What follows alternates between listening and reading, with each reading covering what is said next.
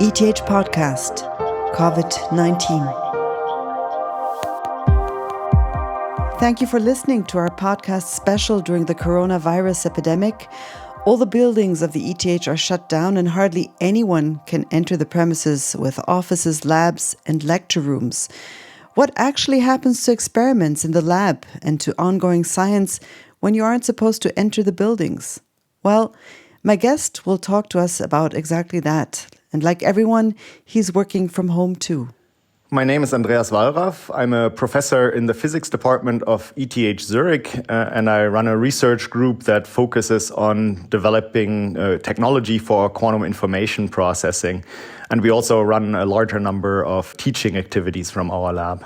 Great to talk to you, Andreas. Thanks to the internet and to our computers, I can see you and you can see me. Andreas, your home has also become your stage for lectures. What is it like to have 300 students in your home office suddenly? Yeah, it's certainly special. It's a new experience. I must say that I'm impressed with ETH students and how professional they act in a new situation. I think I had my second online lecture this week. We had a first one last week. And with about 200 people joining through Zoom. And we're considering the circumstances, I think everything is going quite nicely. We're having all the elements that a regular lecture has. We can show some recordings of experimental demonstrations that the physics department has made in advance of this corona crisis. We can also share slides that we have prepared previously. And instead of the whiteboard or blackboard, I use my iPad now to discuss the content of the lecture with the students. And I think overall, the students are quite engaged. They participate. They're still a bit shy asking questions, but otherwise, I think things are going quite well considering the situation. How's your day structured now in comparison with a few weeks ago? Yeah, I've also discussed this with a number of other colleagues, and it's not at all that we now all sit at home and have a lot of extra time that we can now spend for other things. I think our schedules got way more busy than before. We're trying to deal with all the changes in our regular activities. But we've also managed to keep all our labs activities more or less on the same schedules as previously. So our lab does have group meetings and journal clubs and also team meetings that we do regularly. And all these we now do online through Zoom meetings. And while this also makes it a bit harder to realize, I think overall it's quite successful in keeping the team together and making sure that there's enough interaction and that people know what they're doing and can report and also socialize with the lab. And you also run experiments in the quantum device lab. What does the shutdown of the ETH buildings mean for your experiments? Yeah, this is actually a major challenge for us. The main focus of our lab is indeed experimental work, as you mentioned. In particular, we design and manufacture electronic devices ourselves in the ETH and IBM clean rooms, the FIRST and BRNC. And FIRST is shut down now, so we can't make any electronic devices ourselves anymore currently, which is maybe fine in the current situations because we can continue to use devices that we had already available. And we're also fortunate that at least at the current stage, some of our experimental setups can be fully remotely controlled. And so we are able to at least continue something like maybe 15% or so or 20% of our activities in the lab while students are interacting with the setups from their homes and run experiments remotely this way. Andreas, the coronavirus pandemic, has it become a topic in any of your lectures or in your teaching?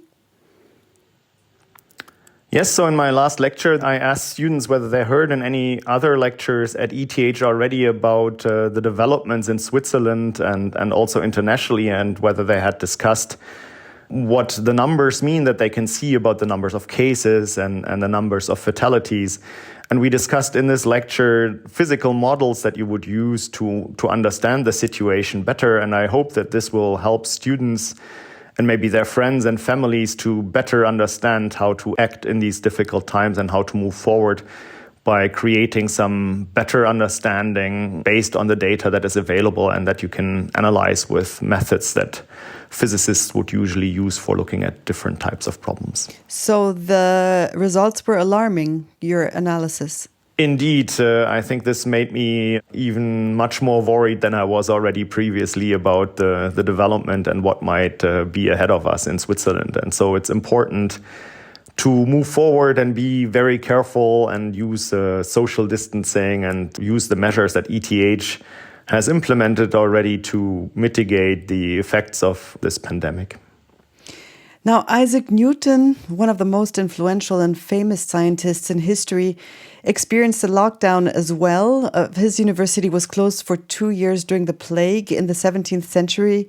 And supposedly, while he was working from home, he formulated his theory of gravity. And so he had his great breakthrough actually then. So what's the upside of isolated working in your case?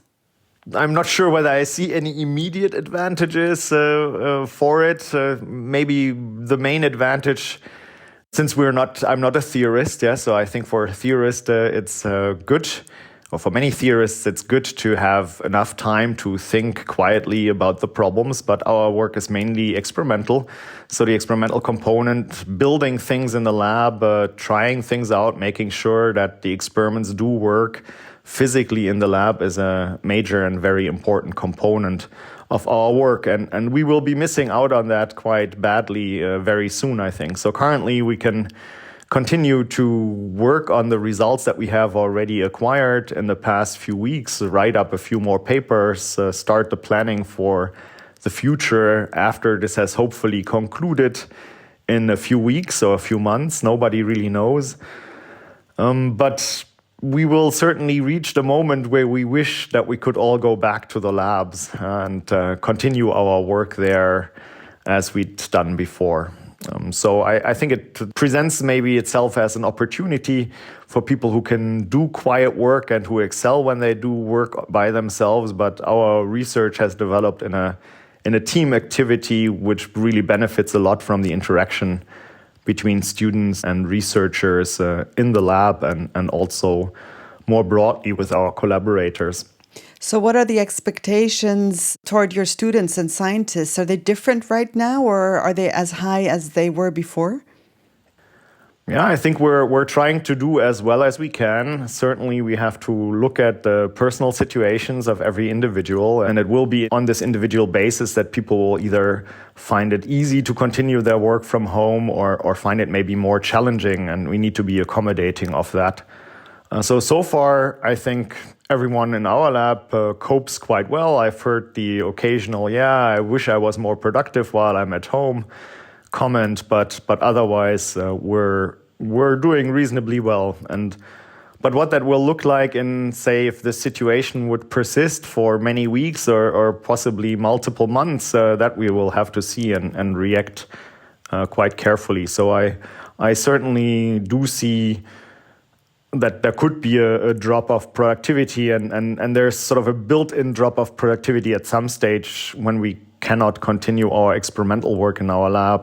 Device fabrication, for example, we have students whose focus really was at the current stage to develop new fabrication technology for new devices, and that is impossible to do theoretically.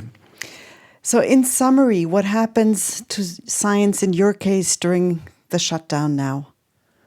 So we certainly will be slowed down some in our experimental work. We'll have the opportunity to summarize our ongoing work and write a few papers. Unfortunately, we have data available to put some of our research results out into the world, hopefully in the coming weeks and months. So we'll focus a bit more on that than we would have otherwise done. And otherwise, we'll try to cope with it as well as we possibly can and keep the morale in the team high and make sure that our science remains as successful as possible. And everyone will have to deal with this situation.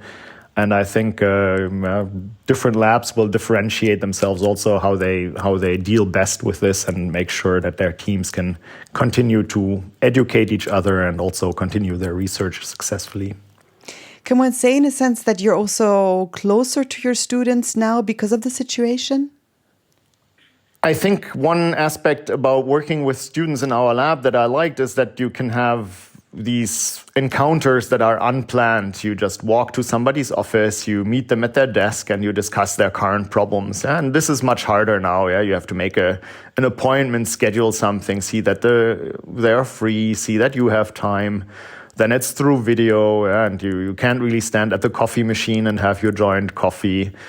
It's harder to be at a whiteboard and discuss something. So I think there are certainly limitations there now, and I hope to encourage students to reach out to me for more personal discussions as they think it's necessary and good for them, both for their academic progress and research progress, but also for them personally coping with this special situation. And I'm sure there are some of them that need extra advice for how to deal with the situation, in particular if it persists for longer times. Thank you, Andreas. And listeners, great that you joined us. My name is Jennifer Kakshuri, Tisvachta's Audio Story Lab, and sound designer Luki Fretz and we produced this episode of the ETH podcast together. And don't forget, wash your hands, stay home, and keep safe.